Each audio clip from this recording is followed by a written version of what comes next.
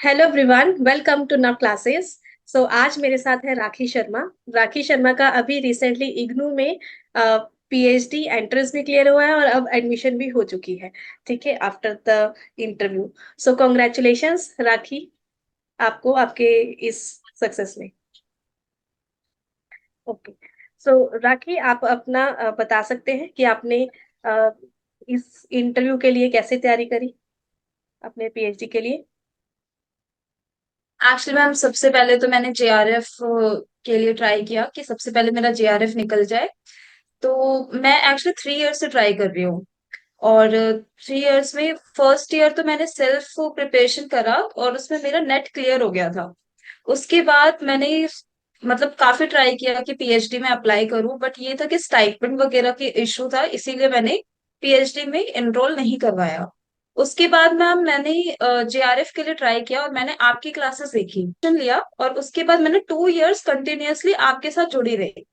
और फिर मेरा जेआरएफ जो है वो 2023 है, जो जुलाई बैच है, उसमें मेरा क्लियर हो गया। उसके बाद मैं कंटिन्यूअसली फिर उसके बाद पीएचडी के लिए मैंने अप्लाई किया।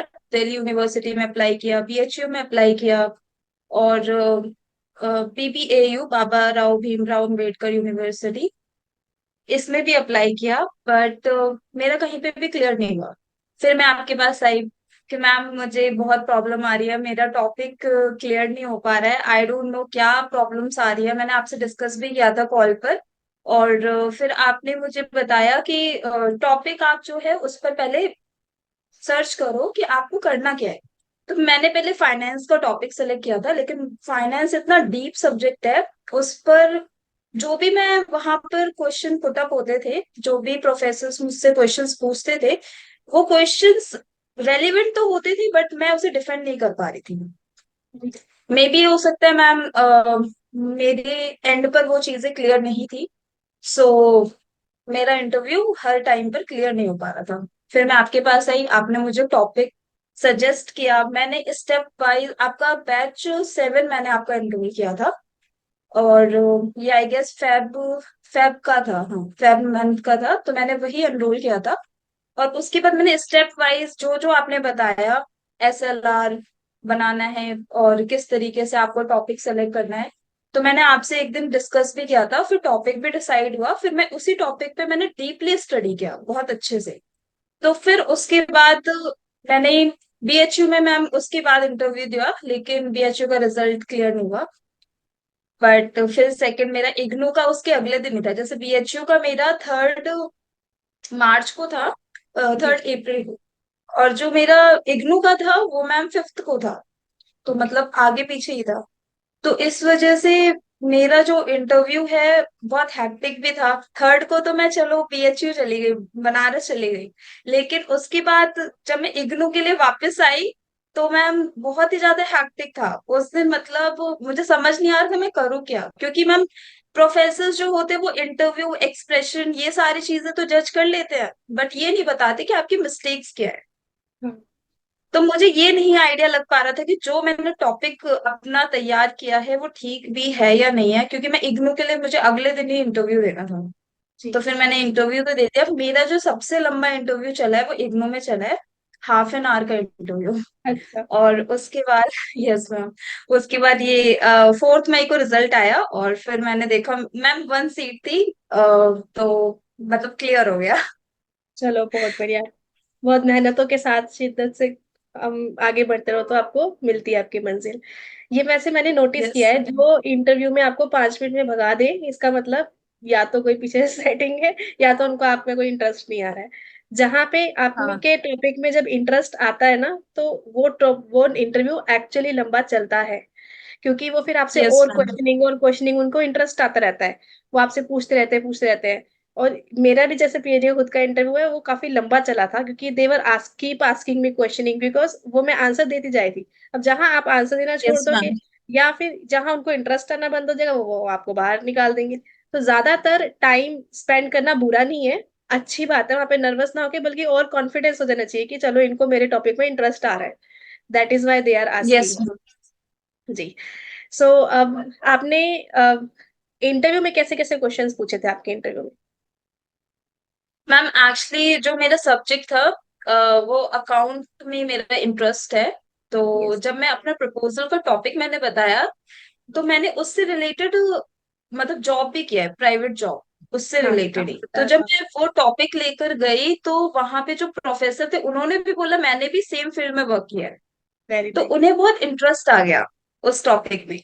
तो जो जो वो क्वेश्चंस पूछ रहे थे, वो चीजें, वो प्रोसेस मुझको पता थी ऑलरेडी, क्योंकि वो काम मैं ऑलरेडी कर चुकी हूँ। उन्होंने जो भी लाइक प्रोसेस पूछा मुझसे, सारा क्लाउड बेस्ड अकाउंटिंग सॉफ्टवेयर मतलब मेरा टॉपिक था। तो हाँ जी। उसी से रिलेटेड उन्होंने मुझसे सॉफ्टवेयर के नेम्स पूछे, आप इसको कैसे प्रोसेस करते हो, वो बताओ, कैसे रिजल्ट आता है, फाइनेंशियल रिपोर्ट्स कैसे आप प्रिपेयर करोगे, अगर आपको डिसीजन लेना हो तो कैसे लोगे। तो वो मुझे सारा प्रोसेस पता था, क्योंकि मैंने वर्क किया हुआ था इस पर। तो यस। मैं अच्छे से वहां पे अपना प्रेजेंट कर पाई।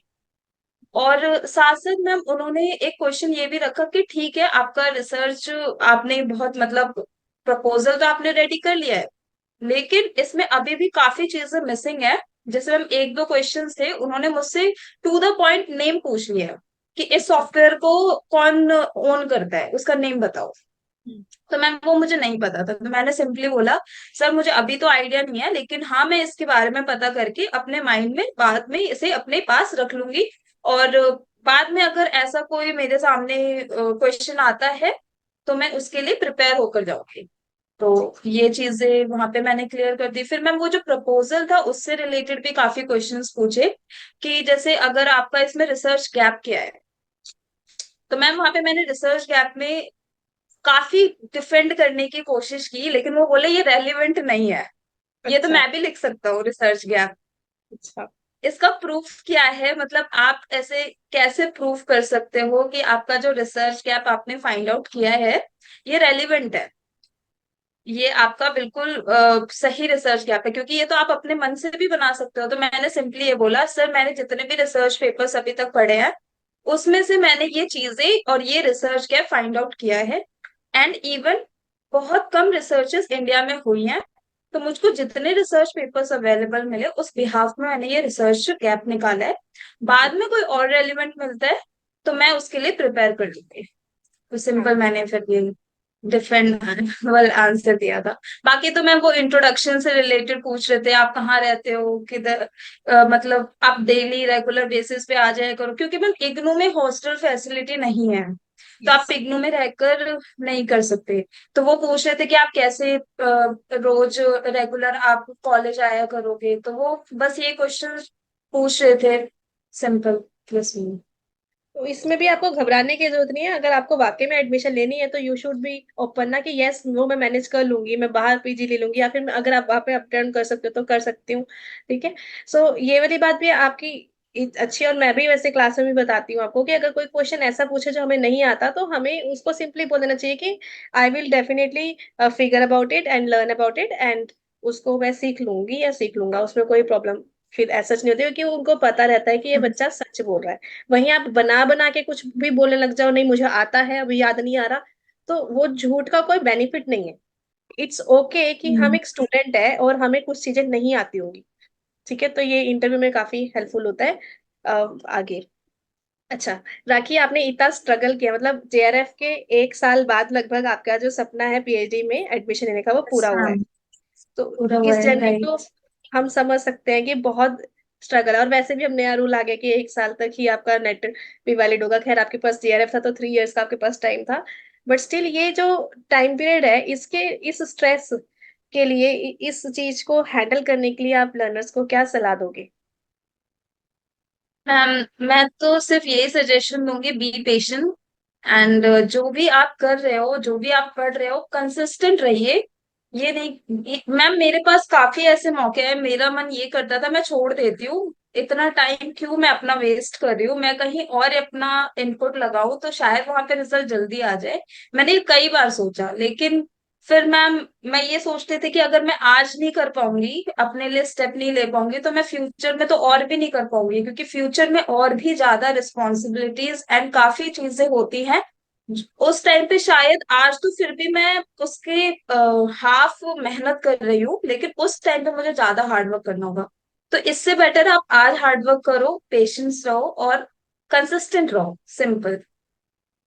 बहुत अच्छी बात कही आपने कंसिस्टेंसी की। ये बात पे मैं भी ऐड करना चाहती हूँ, कुछ बच्चे ना इसी चीज से डिमोटिवेट होकर मेरे को फोन करके या मैसेज करके बोले थे, मैम हम प्राइवेट यूनिवर्सिटी में ले लें, या ऐसा कर ले वैसे कर ले। आप अपने आप को लेस आंकने लग जाते हो ऐसे पॉइंट पे। तो इसलिए हमें अपने अंदर वो कॉन्फिडेंस आना चाहिए भाई। पोस्ट ग्रेजुएशन हर किसी बच्चे की बस की बात नहीं है, ऊपर से जेआरएफ निकालना। फिर अब छोटा सा ही तो पॉइंट रह गया पीएचडी एडमिशन में, एक अच्छा प्रपोजल तैयार करना है और अच्छा इंटरव्यू देना है। तो प्रपोजल को अगर अच्छे से तैयार कर लेते हैं खुद से, जैसे कि आपने भी कहा था, आपने मेरा कोर्स लिया, स्टेप बाय स्टेप चीजें देखी। अब आपने खुद से तैयार जब किया था स्टेप बाय स्टेप, तो आपसे कोई से भी क्वेश्चनिंग पूछे गए आप उसका आंसर दे पाए। और सबसे बड़ी बात, उन्होंने जो अपना एरिया ऑफ इंटरेस्ट लिया था वो उनसे रिलेटेड था। ये बच्चे बहुत कहते हैं आप ये बताओ मार्केट में डिमांड किसकी है, हम वो करके जाएंगे। मैं बार बार उनको यही कहती हूँ कि आप अपना एरिया ढूंढो। राखी के साथ भी पहले कहीं ना कहीं ऐसा ही कुछ हुआ था, जब हमने पहले टॉपिक चूज किया यस था, फिर मैम। हमने बैठ के समझा कि राखी ने ऑलरेडी इसके ऊपर काम किया हुआ, उसने मुझे एक बार बताया। फिर तो अपनी स्ट्रेंथ ढूंढो ना। हम किसी चीज में कुछ भी पूछ लो आंसर दे सकते हैं, आप अपना एरिया ऑफ इंटरेस्ट ढूंढो। बाकी फिर टाइटल तो मैं डिसाइड करवा ही देती हूँ, ये टाइटल भी हमने बहुत डिस्कशन कर करके डिसाइड किया था, है इवन ना। मेरा 2-3 टाइम्स चेंज हुआ है मेरा टॉपिक। हाँ और मैंने आपको बहुत परेशान किया मैम, मेरा टॉपिक ही सेलेक्ट नहीं हो रहा है। हाँ हाँ। तो धीरे फिर धीरे फिर आपने मैंने कहा नहीं, ये वाला ये लास्ट में, कहीं ना कहीं फिर एंड में निकाला था हमने टॉपिक, यही करते हैं। यस मैम, एंड में फिर वो टॉपिक मिला, फिर मैंने उस पर बहुत डीप स्टडी की।